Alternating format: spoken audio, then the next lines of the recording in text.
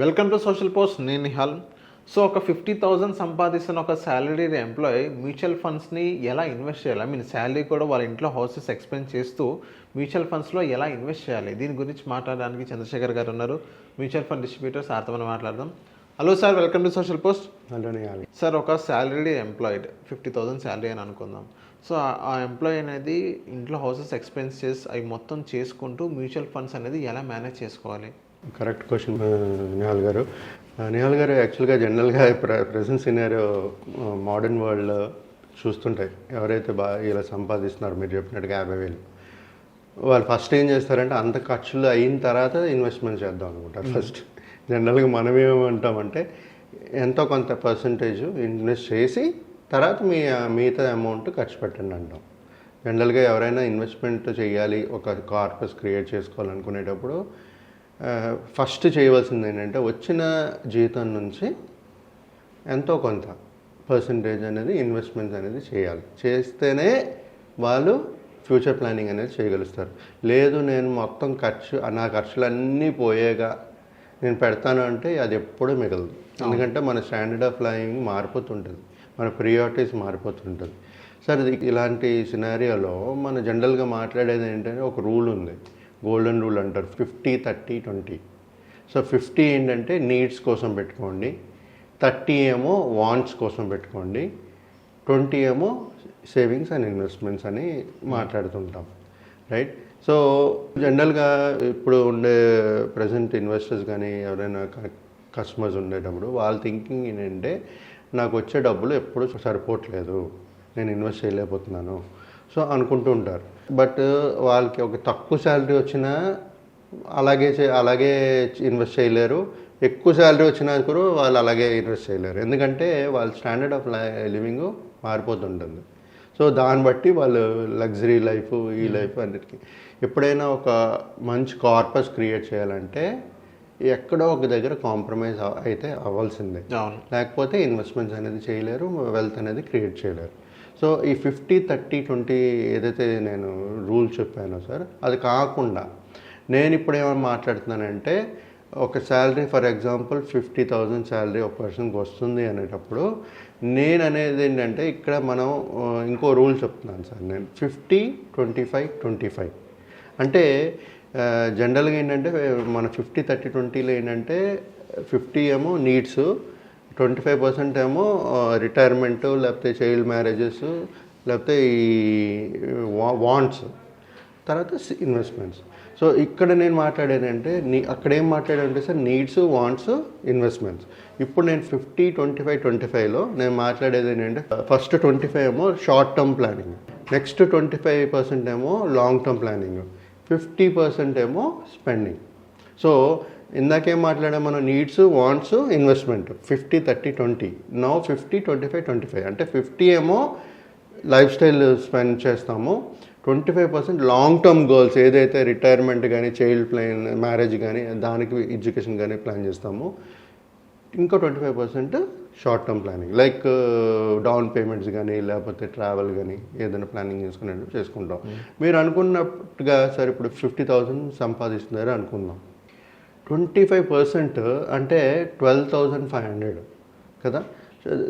Short term goals ఏదైతే ఇమ్మీడియట్గా వాళ్ళకి షార్ట్ టర్మ్ గోల్స్ ఉన్నా దానికోసం ప్లాన్ చేసుకుంటూ ఒక ఎస్ఐపి అమౌంట్ లాగా ఇన్వెస్ట్మెంట్ చేసుకుంటూ పోవచ్చు, రైట్?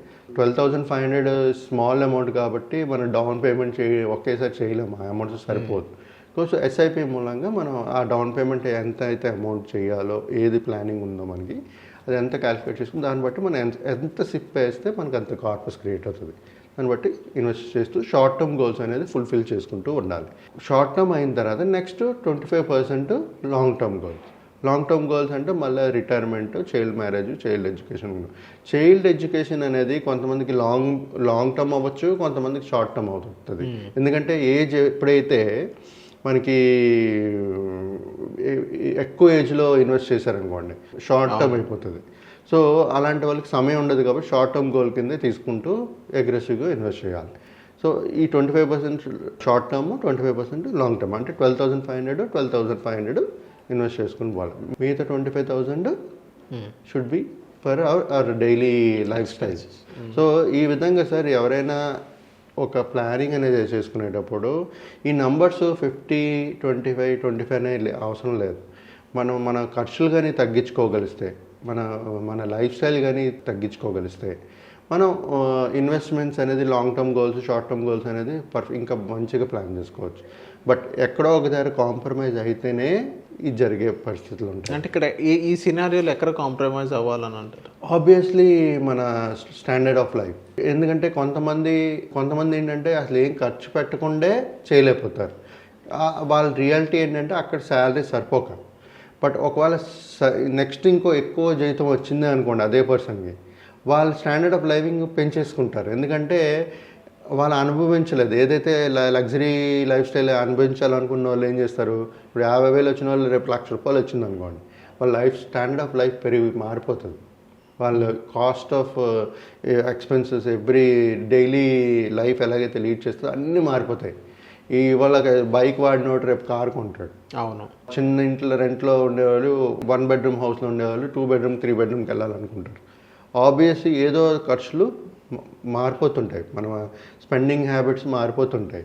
మారిపోయేటప్పుడు కూడా ఎప్పుడు మన ప్రియారిటీ ఏంటంటే మన 25% short term goals, 25% long term goals.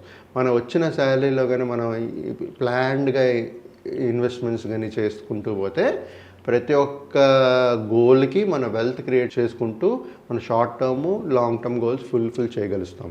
Sir ఇవన్నీ చేసే ప్రాసెస్లో ఇంకోటి ఇంపార్టెంట్ ఏంటంటే ఒక ఎమర్జెన్సీ ఫండ్. అంటే మీరు ఎప్పుడైతే శాలరీ సంపాదిస్తున్నారో ఒక 6 months to 1 year emergency fund పెట్టుకోవాలి. అంటే ఆయనకి 50,000 ఖర్చులు ప్రతి నెల అవుతుంది అనుకున్నప్పుడు, లేకపోతే ఒక 25,000 అవుతున్నప్పుడు ఇంటూ 12 ఎంతైతే అమౌంట్ ఉంటుందో, లేకపోతే ఇంటూ 6 దట్ ఎమర్జెన్సీ ఫండ్ అనేది పెట్టుకోవాలి. ఎందుకంటే ఎప్పుడైనా జాబ్ పోయింది, ఒక కొత్త జాబ్ ఎత్తుక్కోవాలనుకునేటప్పుడు మనకి కనీసం ఒక 2, 3, 4 months అనేది పట్టే ఛాన్సెస్ ఉంటాయి. సో పట్టే ఛాన్సెస్ ఉండేటప్పుడు మనం డ్యూరింగ్ దట్ పీరియడ్ మనకి ఏ ఇబ్బంది లేకుండా మనం సస్టైన్ అవ్వగలుగుతాం.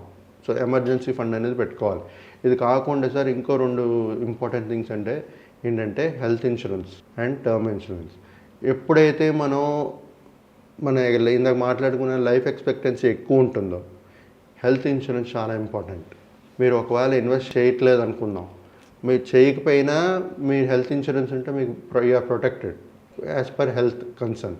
కానీ మీరు హెల్త్ ఇన్సూరెన్స్ తీసుకోలేదు అనుకోండి, ఒక్క ఇన్సిడెంట్ అయితే మీరు అప్పుల పాలైపోతారు. అదే మీరు ఇన్వెస్ట్ చేస్తున్నారు అనుకోండి, హెల్త్ ఇన్సూరెన్స్ లేదనుకోండి, అప్పుడు మళ్ళీ ఒకసారి యాక్సిడెంట్ కానీ మీరు వెళ్ళి హాస్పిటలైజ్ అయితే మొత్తం డబ్బులు ఇన్వెస్ట్మెంట్స్ తీసేస్తారు. అంటే short term goal, long term goals effect అవుతుంది.